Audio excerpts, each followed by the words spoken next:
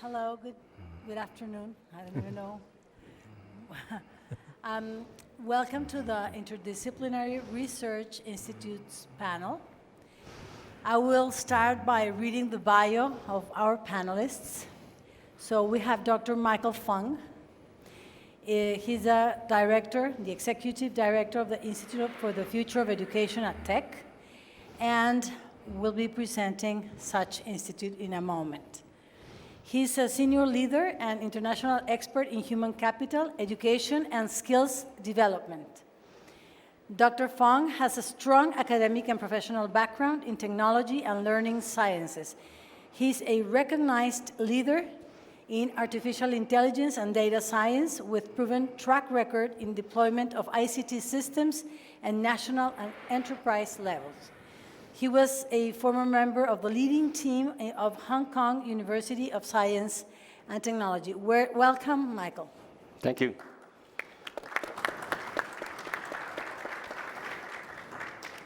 Dr. Marco Antonio Rito Palomares. He is now leading the initiative of the Institute of Obesity Research at Tech. Currently, he has a long bio, so I just chose two main things. He's a National Director of Research, Innovation, and Entrepreneurship at Tech Salud.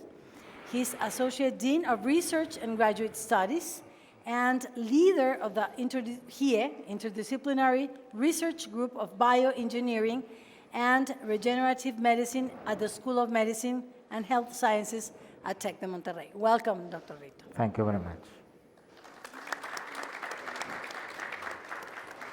Last but not least, Dr. Arturo Molina Gutiérrez. He will be presenting the third Interdisciplinary Institute of Research. Well, Dr. Molina is currently Vice Rector of Research and Technology Transfer at Tech. He is an accomplished researcher. He holds the highest level of Mexico's National Research Council. So welcome, Arturo. Thank you. Hello. Well, I will give a brief introduction. In my personal view, launching these three interdisciplinary research institutes call for a celebration, not only for the implications for a private nonprofit institution like Tech, but for Mexico in general, in our present context where the value of research has been severely questioned and undermined by current public policies. So this is a big decision, this is a big step of our research strategy. And as an introduction, I will have some general remarks. The interdisciplinary research institutes have as primary goal to increase the impact of scientific research, but also to increase social and economic impacts. How? By having clear challenges to address with flexibility and speed to tackle different problems. By having a scientific community, this is, I think, a very, very important thing, is having a scientific community of researchers from different disciplines working together. By having strong international relationships, partnerships. And one key point is the capacity to transfer the main research results by developing scientific entrepreneurship, startups. So, well, in the first part of this conversation, each panelist will have 10 minutes to present the institute they represent. So let's start with Michael Fung and the Institute for the Future of Education. I'm going to stand if you don't. Well, thank you very much, and thank you for joining the session today. Very pleased to be here to share with you about the Institute for the Future of Education, and joined by esteemed panelists, fellow panelists, and we can have a discussion after that. As we think about the future of work, and I think the previous speaker talked about the disruptions that we're seeing at the workplace.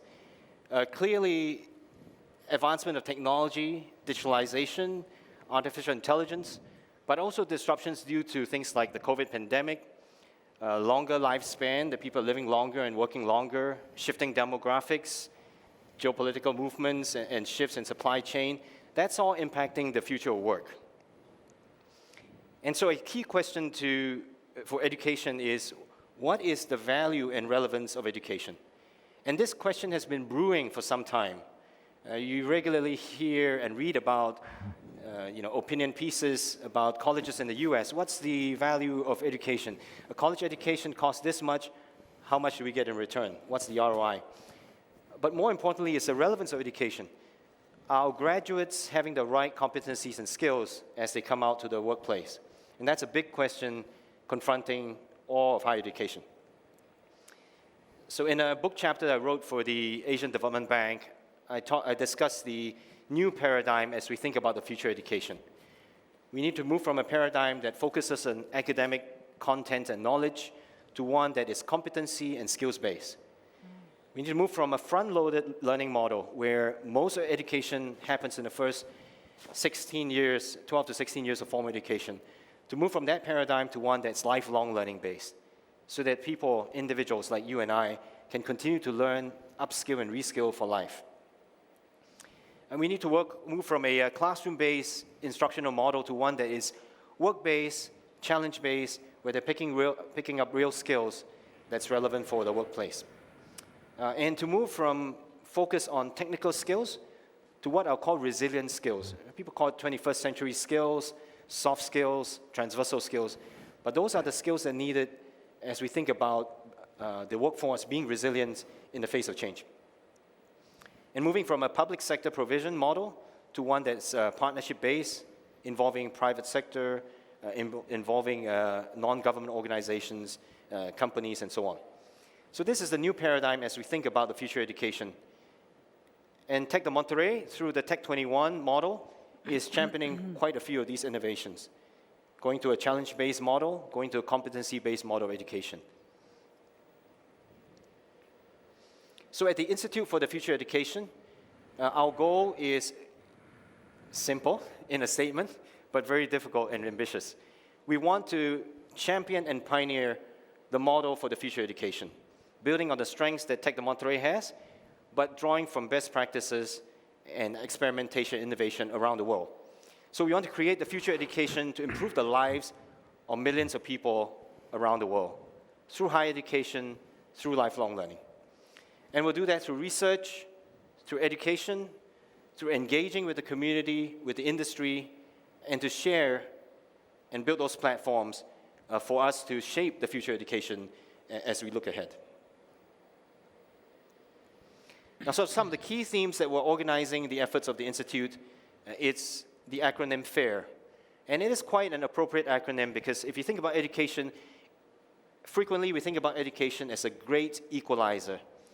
Those with access to education have the opportunity to pick up valuable skills and move up in terms of their socioeconomic status. So FAIR stands for fit for purpose, accessible, inclusive, and relevant and responsive. So let me talk about each of these themes a little bit to give you a sense of what we're focused on. Education needs to evolve to be fit for purpose. In the pedagogical methods, in the use of technology, that leads to effective learning. And this is important as we think about lifelong learning. If we take the same model, traditional model of educating university students, and we try to apply that to working professionals coming in to our extension classes, our lifelong learning classes, it's not going to work. We need to take learners as they come and adjust our pedagogical methods, use technology effectively, so that these offerings are fit for purpose for different segments of our population. We need to make sure the future education is accessible, not just to those who are able to take time off and come to a university setting or higher education setting, but to those who are busy with children, with family commitments, with full-time jobs, with night shifts. How do we make educational offerings accessible and convenient so that the cost, the barrier to learning is lowered? Not just costs, but the barriers in terms of non-financial costs as well. And the third theme about being inclusive, this has been a challenge for education for years, right? And it's one of the Sustainable Development Goals that the UN has defined. How do we offer quality education for all? in a format that is akin to universal access so that we can extend high-quality education and lifelong learning to all communities, including marginalized communities, disadvantaged groups, and how do we make that happen as we look at the future education. And the last theme about being responsive and relevant, and this goes back to my earlier comment, we need to ensure that the skills and competencies that we are equipping our students and our graduates with are relevant to the needs, the shifting needs of industry. At a meeting last week, one of the members attending a meeting shared with me that he was trying to recruit 150 technical specialists last year, and he only managed to recruit 10, right? So there's a gap. If the industry is not able to get the right talents they need, how are they going to power and transform their businesses for the challenges that they face? So the future education needs to be fit for purpose, accessible, inclusive, and responsive. And along these lines, we've defined a number of grand challenges that the Institute will focus on. I won't go into detail on each of them in the interest of time, but we want to elevate learning outcomes by transforming teaching and learning to be engaging and motivating, not just for higher education students, but for lifelong learners. And along those lines, we're going to design effective competency-based education models, including methods to assess competencies. And the grand challenge there includes assessing soft skills, competencies that are not technical in nature, but are critically important as we think about resilience of the workforce. We're going to look at how to develop skills development approaches to support worker job mobility and for companies to be supported in their business transformation. And many of them are struggling with digitalization. How do you serve customers using technology in new ways? And we want to be able to scale quality higher education and lifelong learning opportunities for all segments of the population. Not just here in Mexico, but our mandate is going to be global. We're going to be looking at trying to solve some of these problems in a global manner. And finally, it's about making education affordable and convenient to different learner segments. That has been one of the big barriers. We need to find ways of delivery that's able to scale up education in different contexts. So this education challenge that I painted is too big a problem for the Institute alone to be solving it. It's even too big of a problem for Tec de Monterrey, even though we have nearly 30 campuses around Mexico. It's too big a problem for us to solve, even for Tec de Monterrey.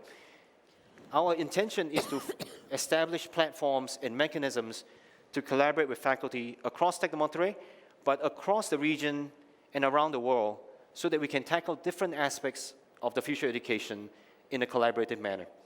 So on those fronts, we have a number of ways that we are sparking collaborative research through call for proposals, through forming of interdisciplinary research groups, running workshops both domestically as well as internationally, and to encourage the publication of articles, books, case studies, white papers, and so on.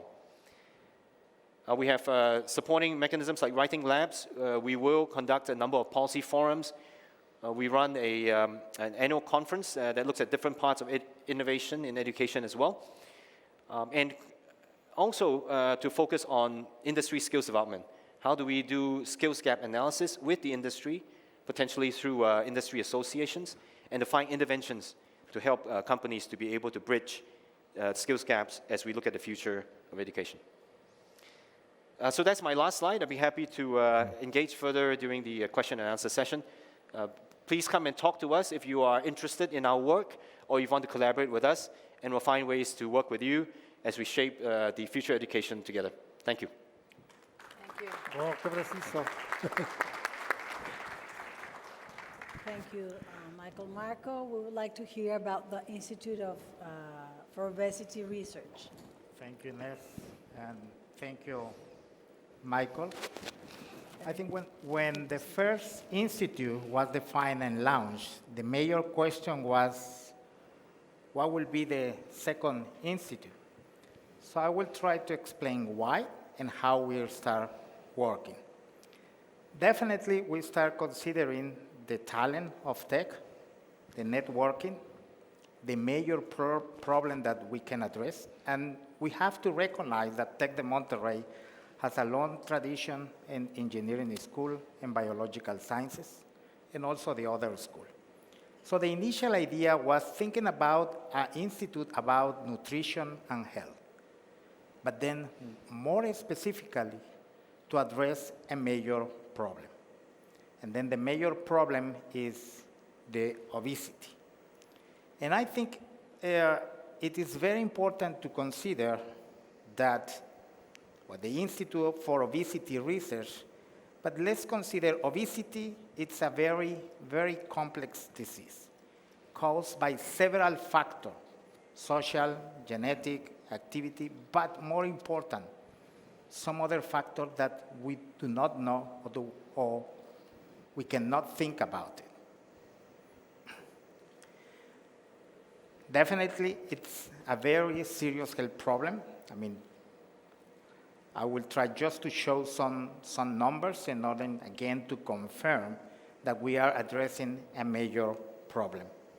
So some of the effects are including diabetes, cardiovascular diseases, but also have some other impacts like stigma and discrimination. And definitely some other that, again, as I mentioned before, we can still just to discover. Some numbers, I mean, it's not very, I'm not very happy to show that the increase of obesity of Mexico is similar to United States. But again, it's just to confirm that it's a major problem that requires our attention.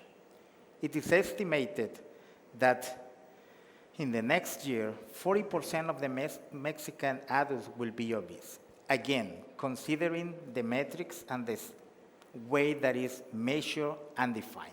But perhaps we need to review that and start making some changes. If we take out of the equation COVID, these are the three major leading causes of mortality in Mexico: heart diseases, diabetes, and tumors. But all of them have been associated with obesity. And as I mentioned this morning, COVID, also the major impact is because it has been associated with obesity problems. So the Institute for Obesity Research will be focused into produce novel, perhaps unique solution to address this major problem of obesity, particularly addressing the Mexican and Latin American population, but definitely the solution that we propose will have impact worldwide. So I will put a little bit more of attention on how we define and how we start working in this new institute. It's organized by 5 research units, leading by top researchers from our institute. And I will, as I mentioned also by memo this morning, healthy food. The whole idea here is perhaps to propose to discover new ingredients, new foods that can address the obesity perhaps at an early stage.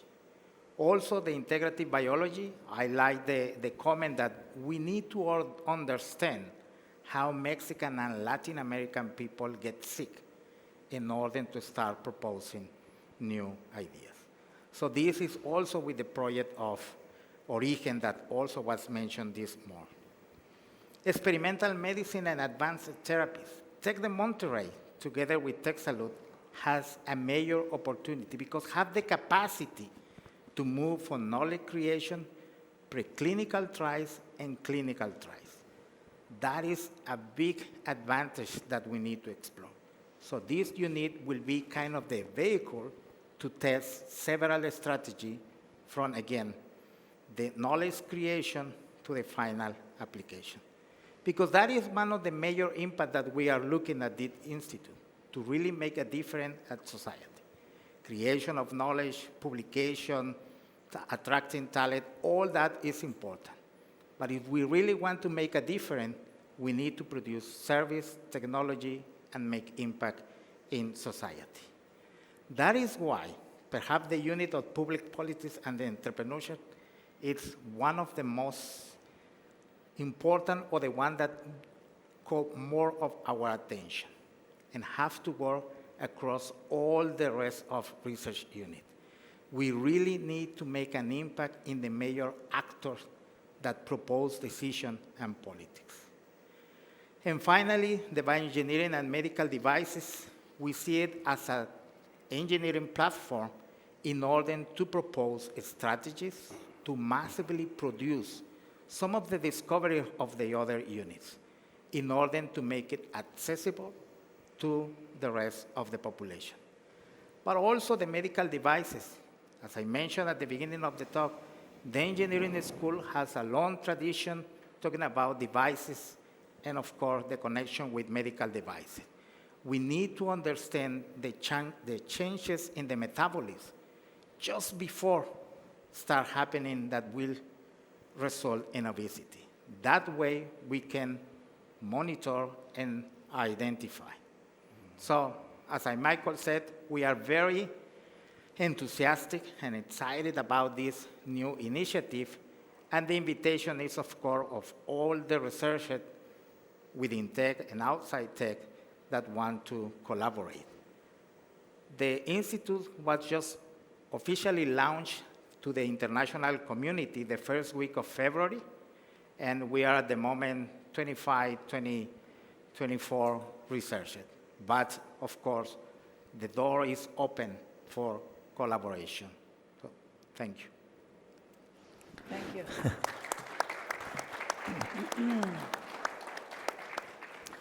Arturo, go ahead. Thank you. Thank you very much. I was asked to begin the design of the third Institute of Interdisciplinary Research 12 months ago. So we have been talking with different industry people from the government, of course, researchers at Tec de Monterrey, researchers with our international collaboration projects, and also industry people, because we want to create an institute that is really focused on trying to solve the problem related to sustainability and industry. We have a speaker in this last week, Gordon Brown, who was ex-minister of UK, and he told us that the problem of sustainability and the problem on climate change has to be tackled by two important actors that have to work together, industry and academy, because CO2 emissions, the use of water, the use of energy really comes a lot from the industry, and of course, academy with their new knowledge and with the new technologies can change that. So that's why the third institute should be focused on this idea on sustainability, industry, and the use of new technologies. So how we did this process, it's important that you understand that the process has been taken a lot of time because we have to analyze the tech strengths in terms of publications, citations, and research groups. We have been developing a capacity of research, and we have to understand what is available from Tec de Monterrey to offer to the world. Also, we have analyzing opportunities of where we can make a difference, and we have taken this idea of expeditions, and one expedition is about this, having a planet in 500 years. As you hear before this panel, we were discussing exactly that, how we are going to be able to evolve and live in this planet, which is our ship, and not die in the intent, right? So that's why also we have to see that as an opportunity for the world and, of course, for our race. Also, we did an international benchmarking. We were asking a lot of our collaborations that we have already and interviewing people and researchers and faculty for other universities that have been working together with Tec de Monterrey. And of course, we took also these studies that has been doing for our initiative on the innovation districts to identify some areas where we could really make a difference. And I don't know if you can read it, but says here, advanced manufacturing is one important area, nanotechnology and high performance materials, data science and business software. Also, here in Mexico City, it's important, the technologies for different types of industry and also new types of business and so on. So based on these studies, and we decided that we should also focus on how Tec de Monterrey is contributing to the SDGs, Sustainable Development Goals. So we took these 16 of them, and we started saying where we have been cited over the average, and also where we have been publishing with collaboration. And of course, health and well-being for the second institute is there. Also, education for the Institute for Innovation and Education is there. So we have been selecting these two previous institutes because of that. But also, when we start to analyze other SDGs, we decided that water and sanitation is important, industry, innovation, infrastructure, cities, communities, consumption, production, life on land, and of course, energy. I put energy in red because you know that we are in this dilemma on the energy transformation of Mexico that has been now discussed at the Congress. But anyway, we need to work because energy is the foundation of a lot of the transformation that is happening in the industry. Based on this, we also say, well, then we have these three areas, sustainability, manufacturing, advanced technology, and also we say, well, why are these areas important? First, well, sustainability is a must. We know climate change is an issue. Well, here's our VP of sustainability, and we have said as Tec de Monterrey that we have a commitment on sustainability, and also in the area of inclusion, because sustainability has to do with social, economic, and of course, industry things, right? And also we said, well, manufacturing. Why manufacturing? Because Mexico is still a manufacturing country. With the GDP is 17%, almost 20% of the GDP is related to manufacturing, and also almost 20 million is employed in manufacturing. And we only talking about transformation, agriculture, and construction. Of course, if we add other types of services that allows the manufacturing to move from the place of production to the place of consumption, we'll have more than that in the GDP. And of course, manufacturing industry and logistics allows you to produce food, energy, materials, and all the goods taken from the factories to the consumption. And of course, because it's an important industry of Mexico, also is the major consumer of energy, water, land, materials, and of course produce emissions and waste. So, and also because we are Tec de Monterrey and we have a strong engineering school, we said, well, and we have been really trying to work in the area of nanomaterials and microtechnology because it has transformed how we manufacture products, and here are some of our researchers that are working on this area. Also, biotechnology and omics has changed in how we produce food, how we provide health and wellness, and that's also the foundation of the second institute here at Tec de Monterrey. Of course, information technology is becoming very important because of the digital transformation of all the organizations, and of course, the cogno and also this idea of using artificial intelligence to change the way we transform the activities on the society. Based on these ideas, we decided that we want also to analyze, well, all different institutes, and we recognized that there was really an intersection where we should do this research. And because we did this all analysis of the players, we decided that it was important to focus exactly on the intersection of sustainability, manufacturing, and advanced technology. And we decided that we are going to focus on that in the third institute to do what? Achieving carbon neutral economy, transforming and creating the future sustainable manufacturing industry in Mexico, and of course, we can do it locally, we can export our knowledge to other countries, and of course use advanced technology, nano, bio, info, cogno, to reduce the carbon footprint and also to create neutral products, process and manufacturing system. And we have to have laboratories, state-of-the-art laboratories, where we can demonstrate, test, validate, and scale all our solutions. So that's basically the importance of this institute. And we don't have yet, units, but we have identified these strategic focus areas where we can do a difference, and we believe we can do a difference.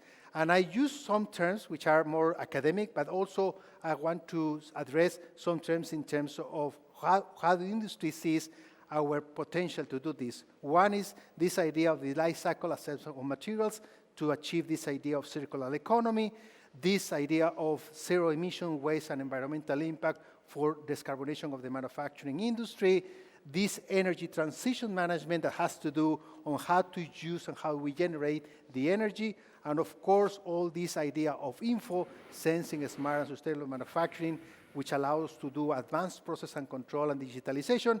And in the next generation of manufacturing system that has to do with nano, it has to do with bio, and it has to do with cogno, with the idea that transforming all the types of process. But also we need a lot of competitive intelligence data that what is going on in Mexico in terms of how the industry is evolving. So we want also to provide competitive intelligence for sustainable manufacturing in general.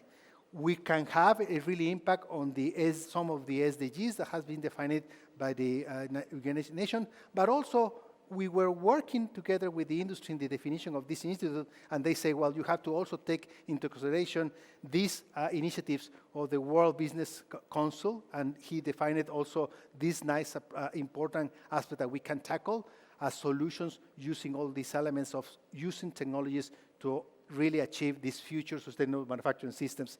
And also, of course, we want to work with different types of industries, materials industry that are higher consumers for energy, automotive industry because it's a trademark also already in Mexico, and the evolution of the automotive industry to the mobile transportation using electricity, aerospace, food, beverage, and agricultural, because we want exactly to have impact on nowadays and future sustainable manufacturing systems. We have been working also with some of these collaborations internationally at Tec de Monterrey. We want to see how the different universities where we have been collaborating can join us and support these initiatives at national level and international level. And there is no name still for this institute. We are going to present this to the board of directors of Tec de Monterrey and the council members on this month, and we hopefully that we will have a name for the third institute. Thank you very much. Thank you, perfect.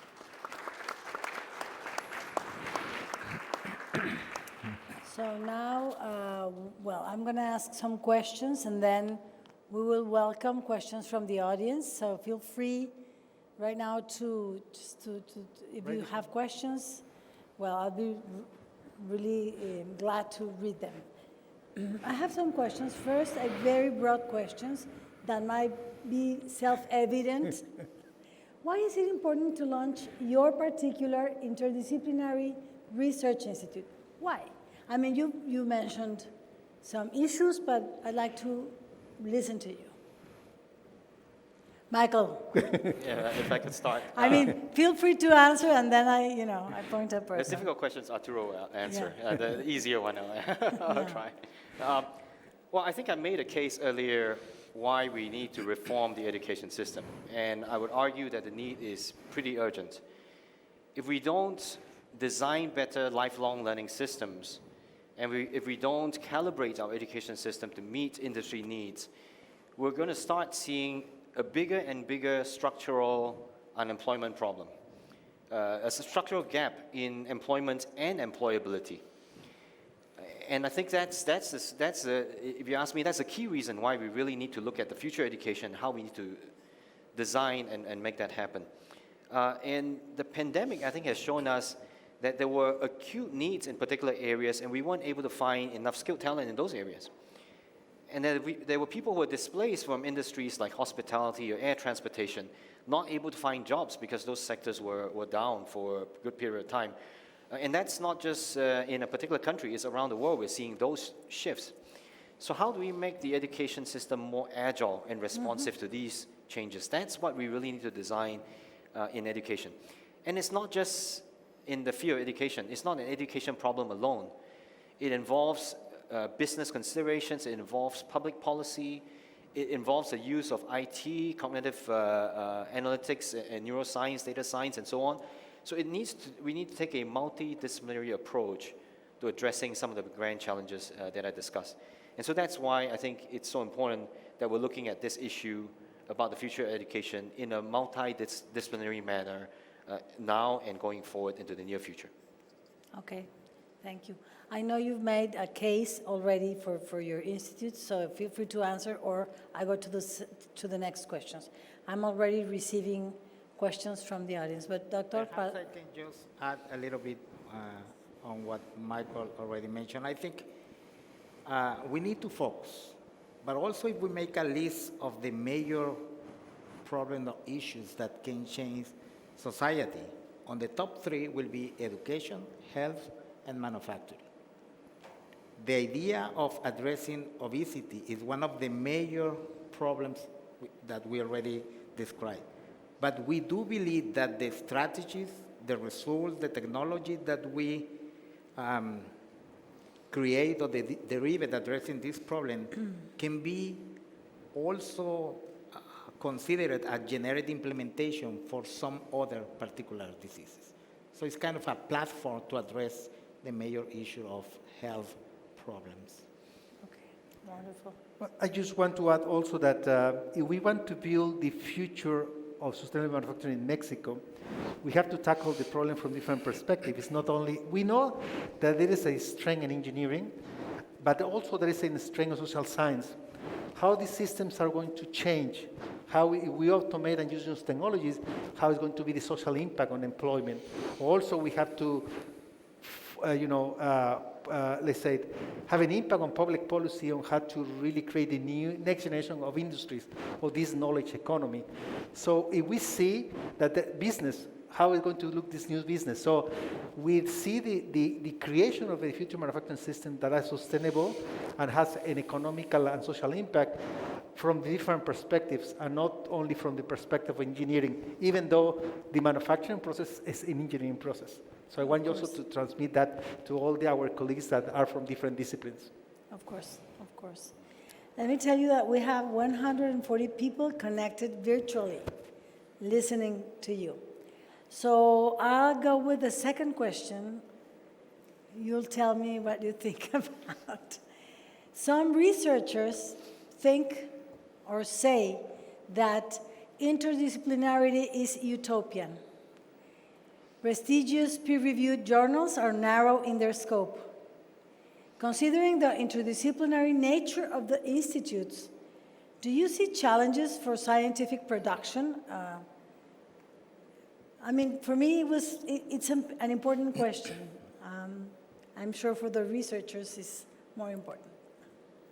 So anybody who would like to answer? Well, I would like to answer first, so my colleagues can follow in. Well, yes, there is a challenge because even some of us which do research in interdisciplinary areas, it's sometimes difficult to find which journal should we put my paper or which journal should I publish because they're also very specialized. Okay. But I think that there is a tendency in the creation of new interdisciplinary journals. Okay. And probably that will be a good challenge for the Institute, how we can create a top journal for each of our institute to become, first one on that production of that type of interdisciplinary research. And I think that that's one of the focus of our institute, to really be the leaders and lead the way to interdisciplinary this research. And also, of course, to create the models to do that. I would say Wonderful. that. I don't know. Yeah, I think if I can add what Arturo said, it's we are seeing and we will see a more pronounced trend from the editorial point of view to really look for these different things. And it's difficult, but I think more often editors favor these type of publications. Okay. I was just going to say that, that's always been a challenge, right? If you're trying to, if you publish in a narrow discipline, it's easier to target for top journals. But just to make the point that when we talk about the impact for the institutes, and certainly for the Institute for Future Education, we're looking at impact beyond publications. We're looking at impacting the way businesses run, the way policymakers think, the way that institutions are going to reform the education system. So we will need to take that interdisciplinary approach. We're going to collect lots of data, so we're able to support scientific research and publications as well. But I think we need to strike a fine balance between the top-end research publications and near-term implementation of research insights that we'll create at the Institute. Definitely. And I think this comes in a good moment for the following question, because, well, we want to know how are we going to measure the success of these research institutes? Is the social impact a key indicator for you? Is scientific entrepreneurship important in your vision? How about the economic impact or economic sustainability of the institutes? So who would like to?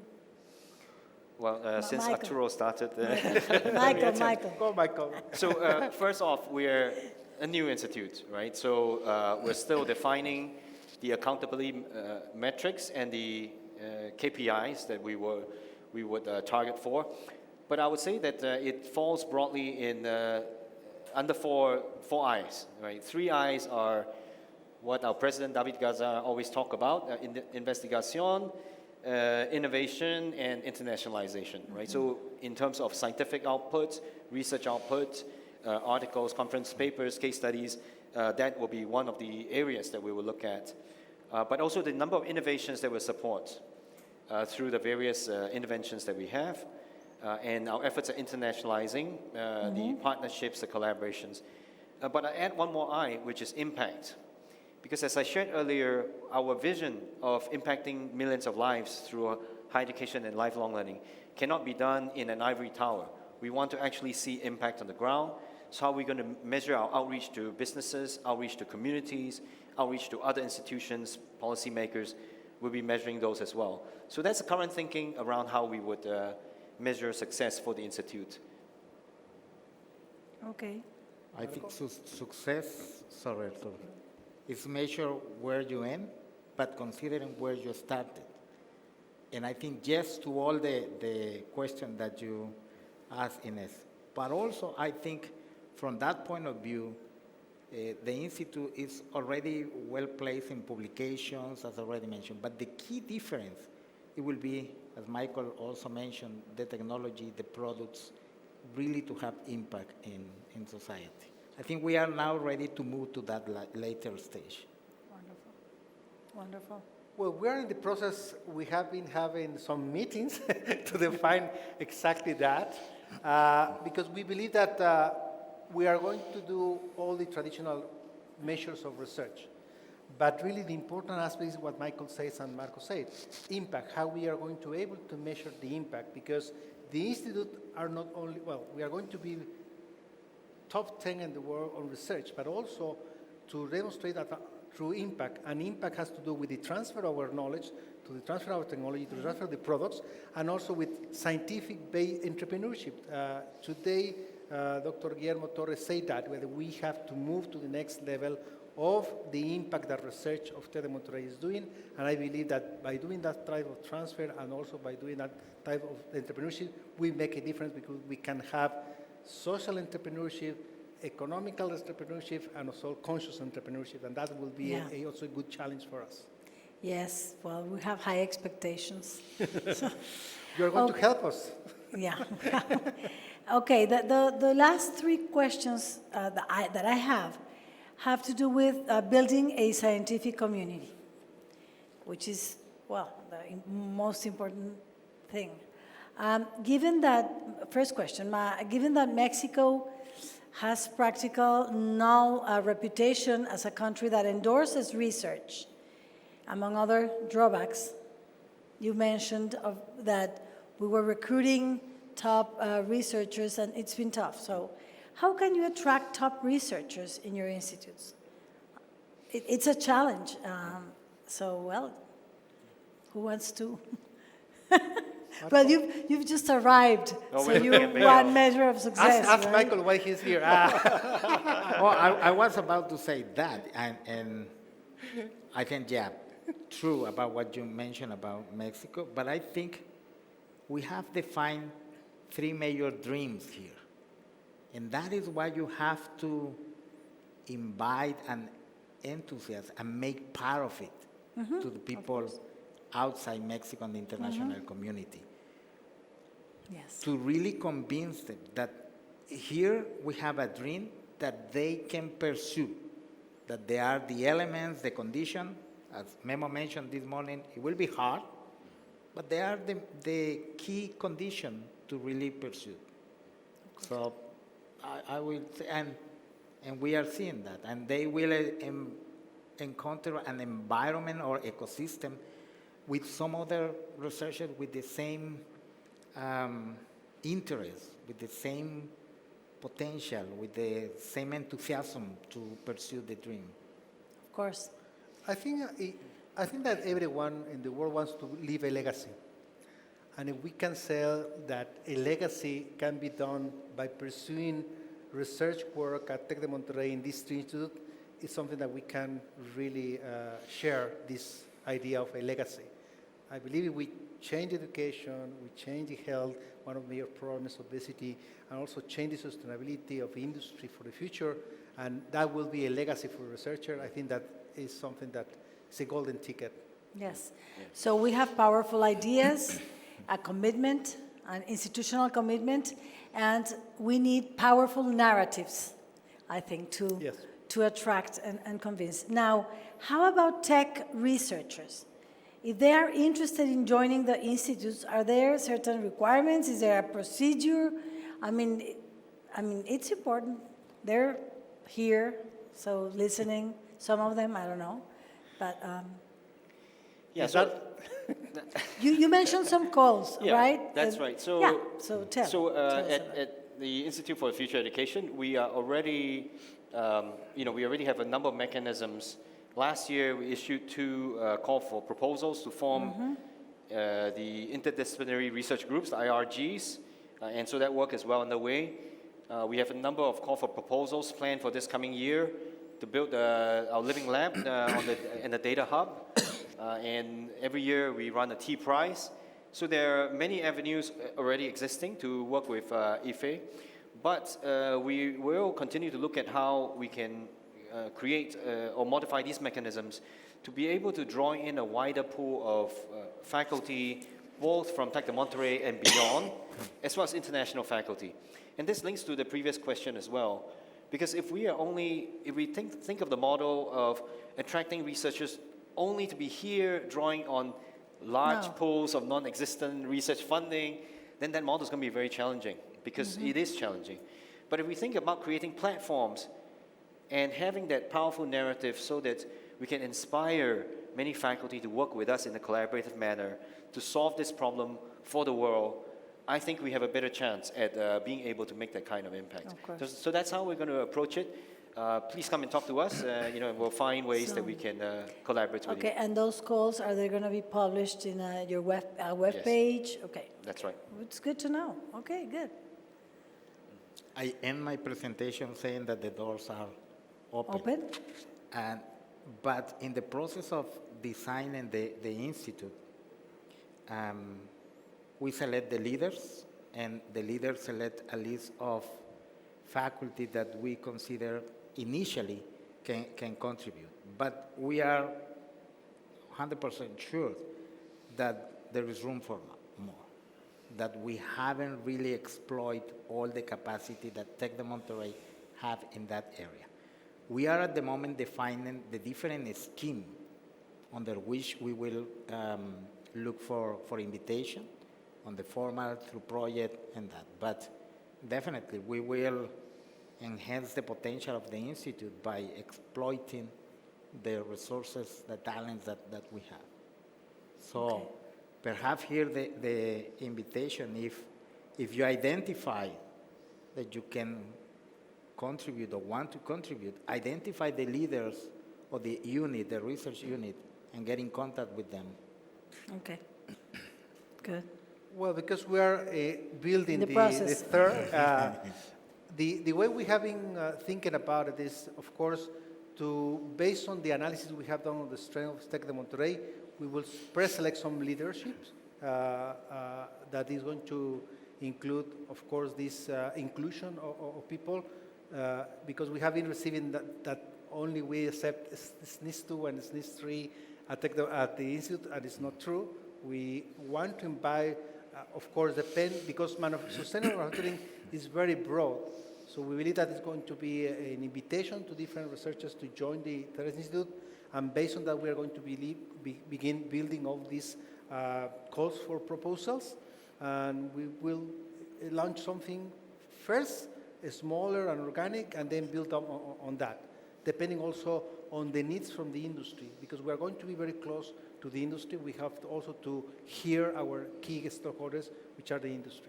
Okay, good. Well, I have a question from the audience related to the willingness of joining the Institute. So the question is for all of you. Wait, how can external research institutes collaborate with tech institutes? Well, we just have to contact I think, Michael, Marco, and me. Okay. Yes. Because we are going to build up also the capacity of open innovation. We believe that the solution has to be also with open innovation approaches and interdisciplinary approaches. So please contact us, and we are going to, well, share our Emails. emails. Please, Neil. Yes, and it's then important. They can contact us. Okay. Yes.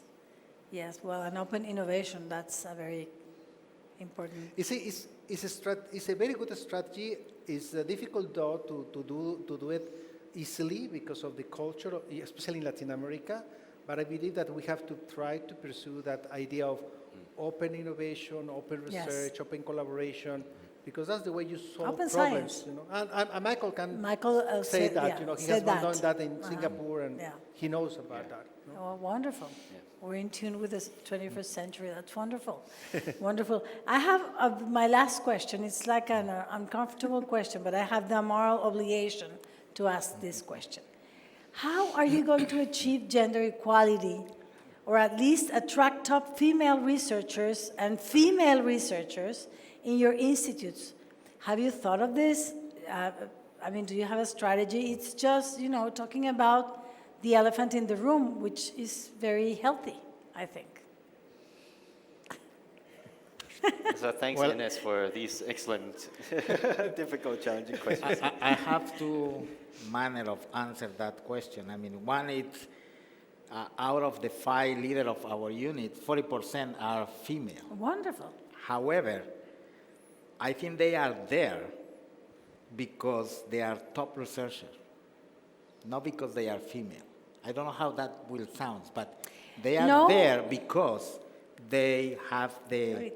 as Memo mentioned this morning, they have the capacity. They were selected out of the top researchers at Tec de Monterrey, and they have proved that they have the profile, and we are more than happy to join them to pursue this Yes. dream.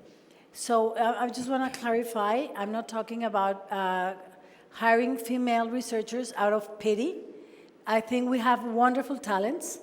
Sometimes they are not seen, and I think that's why I asked the question. And sometimes for achieving gender equality, we have to have this in mind. Yes. And I am really happy to know that top researchers are part of your team. And perhaps also, Inés, that biological sciences, we have always been benefited by the participation of female.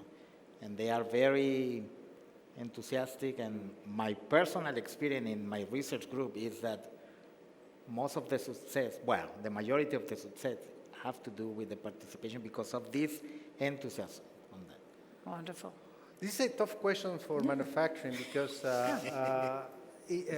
when we were reviewing the profile of Tec de Monterrey researchers in these different areas, energy, materials, water, transformation, production systems, and so on, we are lacking of Yes. researchers. So I think that one of the important strategies that we have to pursue in the Third Institute exactly to do that, look for researchers that are female and also that can work in these traditional hard areas of research. But Yes. it's a challenge. It's a challenge. Yeah. Honestly, I have been interviewing a lot of our researchers who are women, and they are really interested in joining the Institute. So Oh. I'm very happy to say that. Wonderful. Actually, there's a person from the audience who says, if I am a master's student at Tech, can I join the Institute of sustainable Sustainable manufacturing? Yes, of course, because we are going to, of course, hire, one of the important aspects of the Institute in general is talent development. So we want to take young people, you know, not only researchers at Monterrey, but master and PhD students to join the Institute to really create the next generation of engineers in these areas. Oh, wonderful. Okay. I'll just add that I think, Inés, that's a very important question, because it's not, like you say, it's not about, it's still about merit. It's still recognizing the merit, but being very conscious in day-to-day actions. It could be in recruitment, and you know, just earlier this week, I had a discussion with the team talking about the female presidents that we're going to invite for our international conference. Wow. And that's a real challenge, because there are much fewer female presidents of top universities around the world, but we want to be very conscious to make sure that there is good representation. Happy to share that, you know, at the Institute, about half of our team leaders are female. Yeah. But beyond gender diversity, we also value diversity of backgrounds. So happy to share with you, we have you know, staff from many different countries, Argentina, from Nigeria, from Iran, Pakistan, and of course I'm from Asia. So I think valuing the diversity would bring perspectives that's going to really help us to become stronger. Wonderful. A multiplicity of perspectives that will enrich the institutes. Yeah. Perfect. So I have some questions from the audience for the Institute for the Future of Education. The question is, in the manufacturing company, and not to mention the international ones such as Kia, the Kia Kia car company. Yeah, the car company, the leadership in education is limited to instructions without human sense. How can we change that? Well, that's a great question. If you think about companies, the traditional mindset for companies is to focus on, especially in manufacturing, focus on yields. Reduce costs, increase yields, profits go up. And if you need skilled talent, well, just hire them. They just keep coming in, right? We don't think about intentionally developing the people. But as business cycles become shorter, and as labor markets for skilled labor becomes tighter, then companies have no choice but to think about, how do I rapidly upskill my workforce, or else I'll not be able to be competitive. So let's take, for example, automotive industry. We're going towards electrification. If in your manufacturing plant you don't have the right skills to support that, you know, soon those operations are going to go away. So I don't think employees have a choice. I think they have to have these progressive mindset to be able to survive. But, you know, that's one of the messages we're going to get out there for the rest of the industry, to really focus on supporting human capital development, even as they focus on you know, business profitability.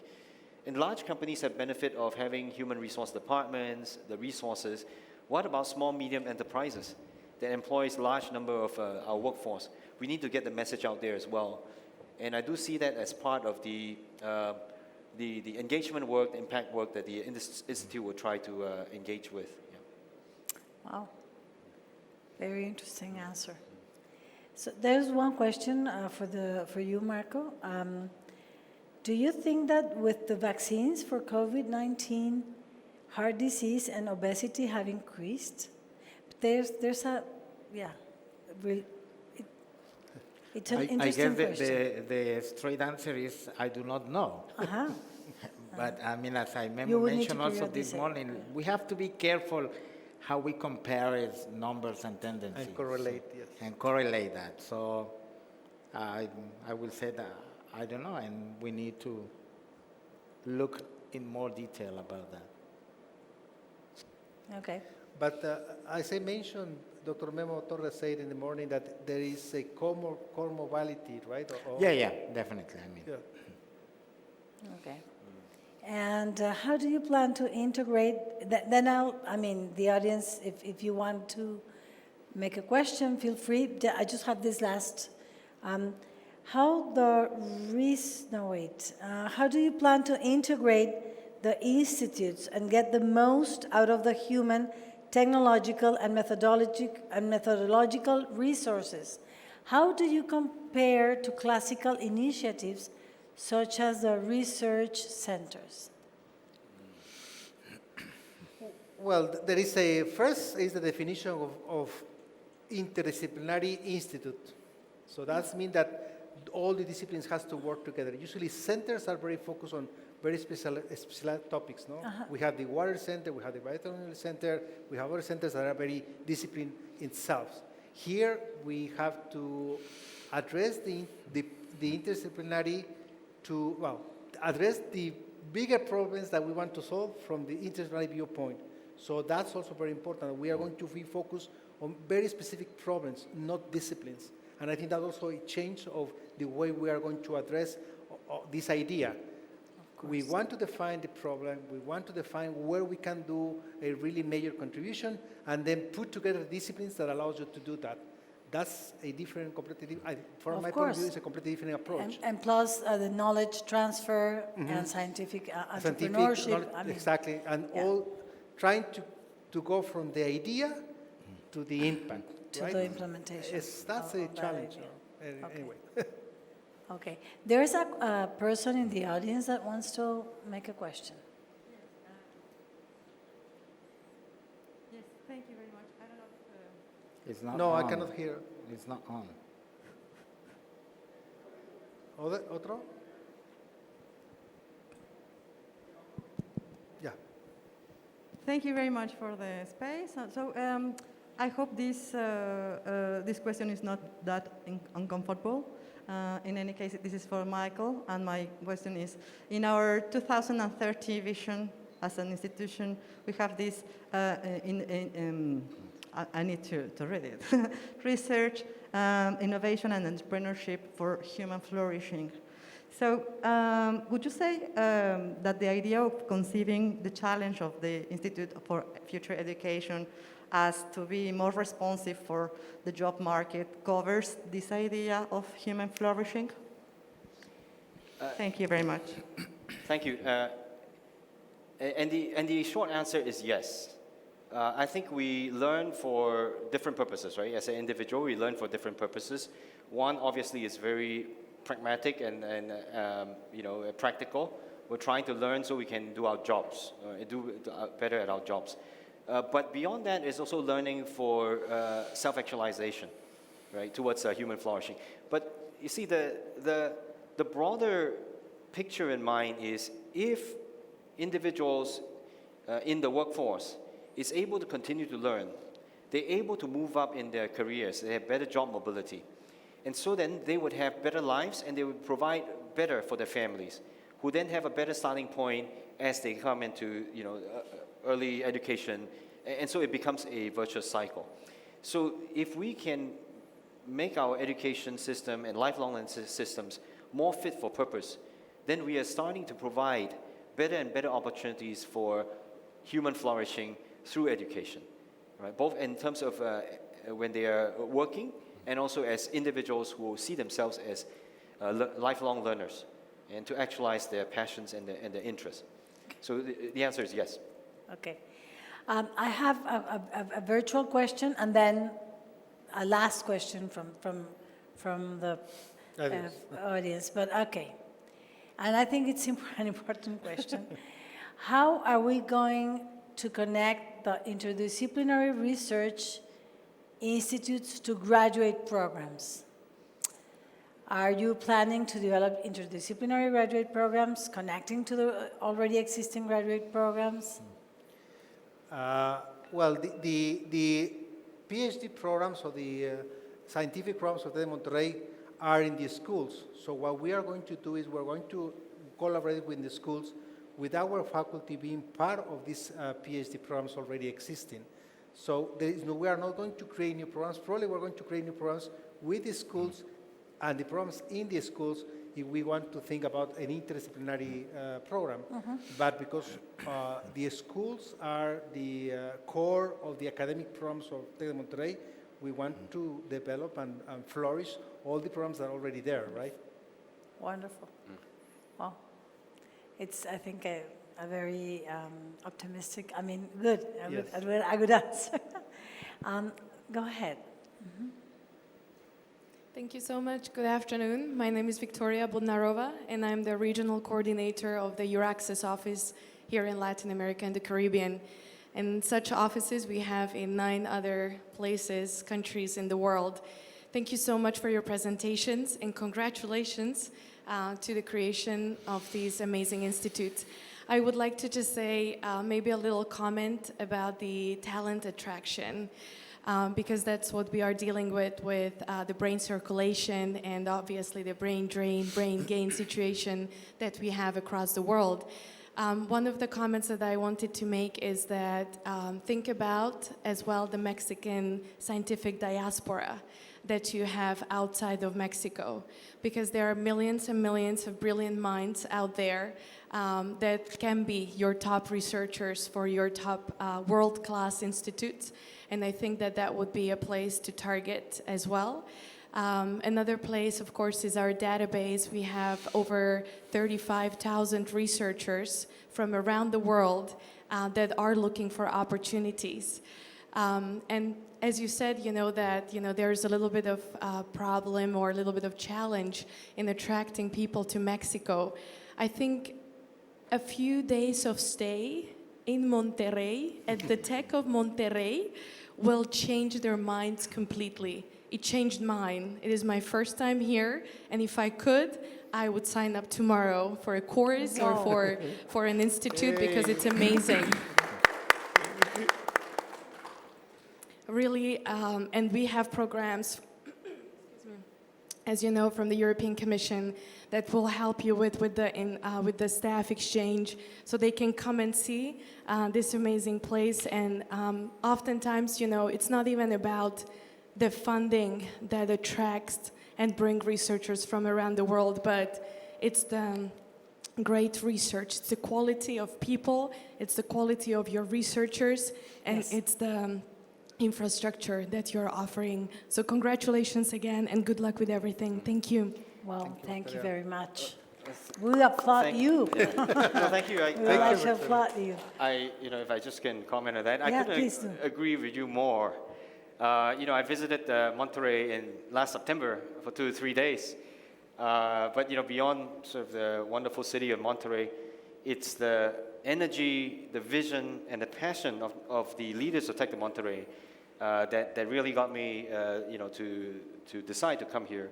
And so, similarly in the area of education and obesity and sustainability, we have those big dreams, the big goals, and we're going to work together to solve some of those problems. And you're right, since deciding to come to Tech de Monterrey, there are many excited people who are excited about these visions from all around the world. Many of them are, Mexican descent, and there are lots of collaboration opportunities. And that's a great point. Thank you. We'll build on those networks and try to draw in those researchers into our work as well. Thank you. Wonderful. Well, we count on you, Victoria, to help us. Now you are a partner. Wonderful. Well, it's 5:30. It's time to end, and thank you for this thought-provoking conversation. So, and thank you for being here. So, if you have questions and want to contact the institutes, just contact Michael Fung, Arturo Molina, Marco Rito. I'm sure their emails are in the program.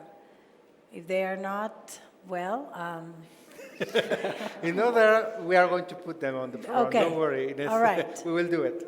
Thank you, Well, Inés, for being here, join us. thank you. You are going to be also one of our strategic partners for the Institute, yeah, yes, yeah, definitely. Thank you. Thank Yeah, you. thank Bye. you.